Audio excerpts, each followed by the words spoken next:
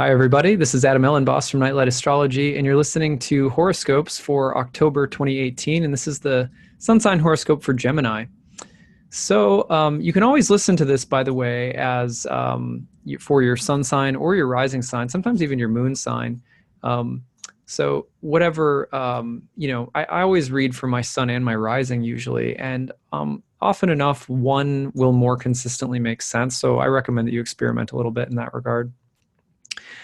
Okay, so we're going to take a look at the big transits of the month of October, starting with the 2nd of October, where we immediately see some action from the planet Mercury making a square to Pluto. So this is happening from the 5th to the 8th house.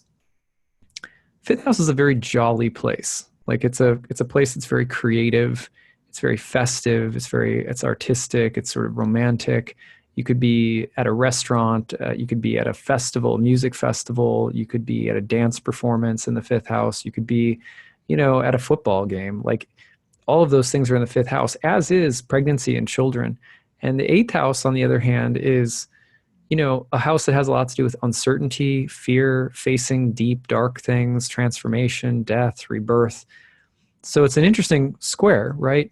First of all, Mercury and Pluto together have a lot to do with the mind and with mental dynamics or communication dynamics.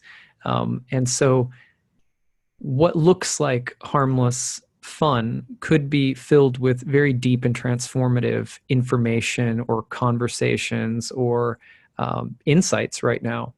On the other hand, creatively, you could be exploring deeper or darker material in a very productive and interesting way, if not somewhat controversial or challenging. You could be drawn to a darker, more erotic theme in relationships or in art or music or what have you. You could also find that you need to communicate something with others creatively right now that's a little darker or heavier, and there's maybe some taboo surrounding it. Also, if you do things for fun that you find are very beautiful and interesting, you may find out that they're more superficial than you think they are. It's a very easy transit, in other words, to find where there is some level of unconsciousness and something that looks like harmless fun. On the other hand, that's not to say that whatever you are having fun with right now needs to stop or something like that. It's just, look at the deeper subtext of how you're enjoying yourself, what you're doing for fun or pleasure or recreation, and whether it's really healthy for you or not.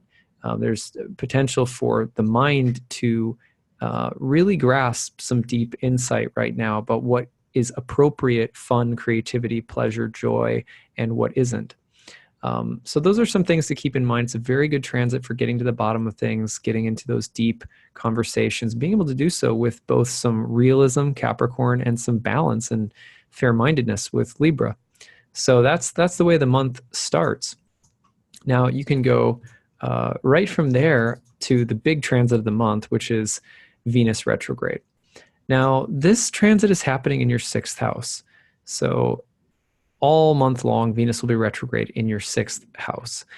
6th house was traditionally called the joy of Mars and was a place that was a conflicted place. It was traditionally called mala fortuna, or bad fortune, and was related to things like sickness, chronic health problems, slavery, hard work, very hard labor, servitude, things like that. Not in military training, fighting, opposition, conflict, strife. But it was also related to service and sort of training and discipline and hard work in a more virtuous way, as well as what you give yourself to passionately that you fight for. So these themes are all pronounced this month, right? Venus in the 6th, in other words, could mean that you need to make some lifestyle changes this month because you're realizing that certain kinds of things or activities or people are making you ill. On the other hand, you could realize that there is something that you care about that you find very beautiful and important that is worth fighting for. Could be some form of service that you feel you need to do, or some healing that you are looking for and need to receive. If you hire people or have contractors or workers that you're paying money to, this could be a little bit of a conflicted time for people that you either hire or on any level, people that you pay to do things, or people that you're in charge of in the workplace, like other employees. Could be some conflicts or tensions there. Also, you're thinking about just generally conflicts and tensions and in relationships in general, and the labor of love. So sometimes love is really hard work, and especially for a Gemini, right? Geminis are naturally very open-minded, very flexible, adaptable, changeable, and free-spirited. The deeper emotional complexities of Venus and Scorpio, therefore, not always easy for the Gemini to get really entangled like that. Sometimes it can feel mentally like you're getting closed in, or even in your nervous system, just feeling closed in. And so, but some of that work is worth it. And knowing the difference between what kind of labor of love is worth it and isn't worth it might be a big question this month. So those are just some of the things to think about. Going forward from there, we get to a new moon on October 8th in the sign of Libra, in your 5th house of creativity, the arts, romance, children, pregnancy, etc. So you see some new themes there. I've seen anything in a horoscope, like a new moon falling in the 5th in somebody's chart, in a horoscope of the month, anywhere from getting pregnant, there being a pronounced theme, if you have kids, something very new happening with your kids, your relationship with your children is very much emphasized somehow right now. Remember, Venus, the ruler of your 5th house, is retrograde in the 6th. So if you're going through some conflicts with your children this month, or there's changes or challenges with kids, it's kind of par for the course. There's something to be learned right now in that area. Just try to learn the lesson the best you can. Meanwhile, the 5th house, also great for planting the seeds of creative endeavors for the future. It's a nice creative new moon in the 5th. But because it's a new moon in the sign of Libra, ruled by Venus, Venus is retrograde, creative conflicts, creative tension, learning lessons again about where you find pleasure and what's healthy or unhealthy about what you do for fun. Those could be all highlighted themes. All right, so going forward from there, things get really interesting between October 10th and 11th. I gotta say, this is a big transit overall. Venus retrograde in the 6th, square to Mars in the 10th, while Mercury simultaneously is opposing Uranus in your 12th. Okay, so this is very interesting. Probably a much more internal kind of tension around this time, or philosophical. Relationships could be highlighted again. But Venus-Mars square from the 6th to the 9th is sort of philosophical in nature. 9th house, the house of the higher mind. 6th house, a place of labor, sickness, service. So you're thinking about how you can make practical use of your beliefs or skills in the world to help or heal others. Or you're thinking about more showdowns about philosophical, ethical, spiritual views and relationships, possibly the themes of traveling and service, traveling and sickness. The other theme, of course, with Mercury opposite Uranus is a kind of intellectual breakthroughs, but also communication dynamics that can be somewhat destructive, mental and emotional dynamics in relationships that can be sort of erratic and disruptive, and potentially pretty stressed, with Venus also square Mars in the 9th. So the simple philosophical conflict that can escalate very quickly. You want to be careful of that kind of stuff. But it is a time to be clear and to become clear about these kinds of differences in relationships. And there's possible that the tension that you're feeling around this time, especially, intellectually, verbally, mentally, spiritually, that it can be put to good use. You can get to the bottom of things again as well. A lot of that this month, getting to the bottom of things, being real, being authentic. You also want to think about the fact that once again, on October 11th, very next day, we see another square between 5th house Sun and Pluto in the 8th. So once again, like the Mercury-Pluto square at the beginning of the month, the same themes of creativity, children, what you do for fun or pleasure, and then the house of death and rebirth and transformation. So it's this square in particular, again, trying to illuminate for you something creative.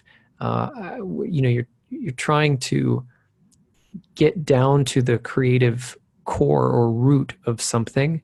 So for example, if you're a writer or if you are an artist, you are trying to discover maybe the inner essence of something that you've been creating. What is it really trying to say? What am I really trying to say here?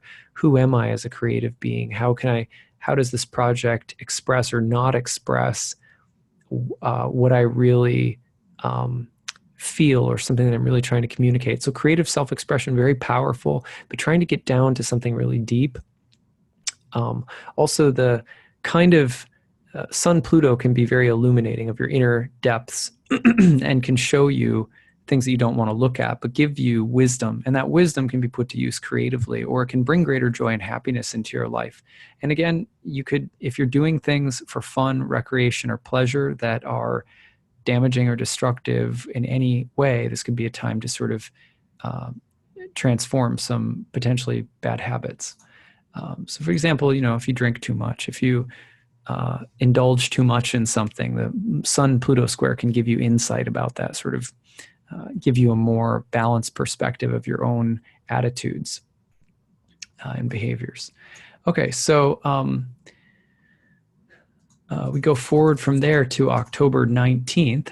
And on October 19th, you're going to see Mars in a square to Uranus. Or no, I'm sorry. Where am I? Here it is. Mercury. Sorry. Mercury in the fifth. Mercury in the fifth in Scorpio in a square with Mars. And so, no, I lied. Sorry, guys. I have goofed up. We need to fix this. Okay, so here we go. Now here we are. So on October 19th, Mercury in Scorpio square to Mars in Aquarius in the 9th house.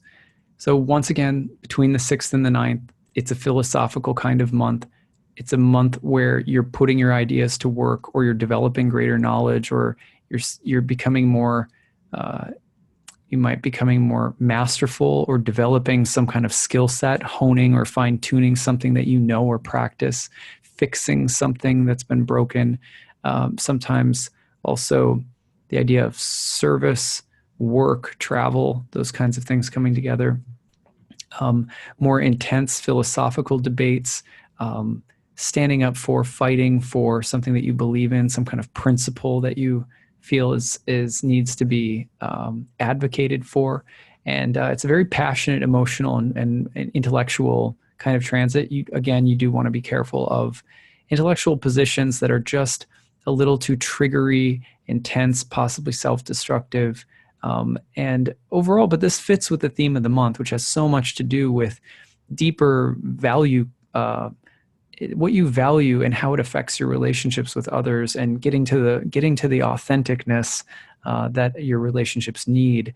And this probably will bring up things that you care about, that you're concerned about, or ideas that you feel are worth fighting for, being in service to in some way. So, all right.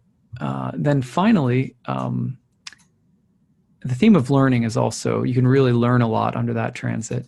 And finally, October 24th, you're going to see the full moon coming across your 12th and 6th house axis, once again highlighting the Venus retrograde. And now what you're seeing is Venus is combust the sun, pretty intense, and is about to oppose Uranus by the end of the month as the full moon comes through. So from the 24th through the end of the month, it's a very intense culmination of all of these energies we've been talking about, potentially resulting in some very big decisions that you maybe need to make to separate yourself from something, to walk away from something, severing different kinds of relationships, or the need for greater independence, freedom, or experimentation in relationships, as well as potentially revolutionary kinds of healing insights that can come up. But you're going to be railing against the status quo toward the end of the month, and you're really wanting and seeking change.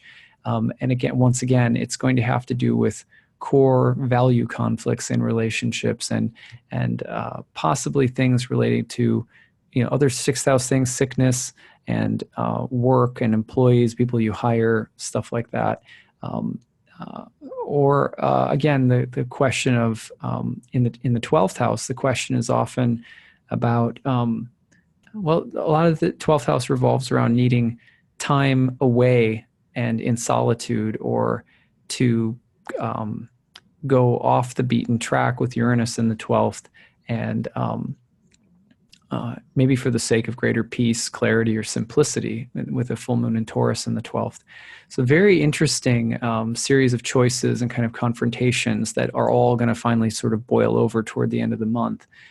So it should be a pretty interesting time, and not just for you, but for everybody. And this is something I'm repeating in basically every reading this month. So, all right, Gemini, well, I hope that you will let me know how your month goes, and write on the YouTube feed about some of the experiences you have as each of the dates come past. I'd love to hear from you guys. So have a great month of October, and we'll see you again for November's horoscopes. Take care.